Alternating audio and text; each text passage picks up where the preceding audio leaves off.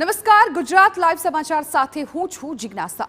સૌથી પહેલા સમાચારમાં વાત કરીએ મેઘરાજાની ધમાકેદાર એન્ટ્રીની। તો રાજ્યમાં વિધિવત રીતે ચોમાસાની એન્ટ્રી થઈ ગઈ છે।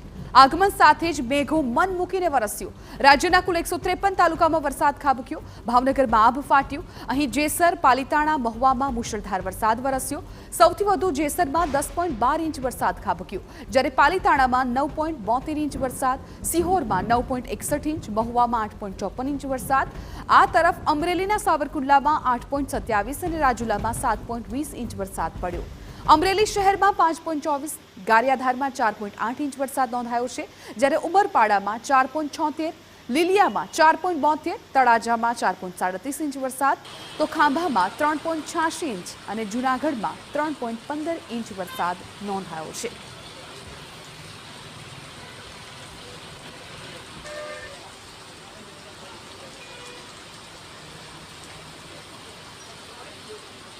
તો આજે મેઘરાજાની ધમાકેદાર એન્ટ્રી જોવા મળી છે ને આજથી જ રાજ્યમાં સત્તાવાર રીતે ચોમાસાની શરૂઆત થઈ છે। રાજ્યના મોટાભાગના જિલ્લાઓમાં મેઘરાજા આજે મન મૂકીને વરસ્યા છે, ત્યારે સૌથી વધુ વરસાદ ભાવનગરમાં નોંધાયો છે। ભાવનગરના જેસરમાં 10 ઇંચ કરતાં પણ વધારે વરસાદ છે એ નોંધાયો।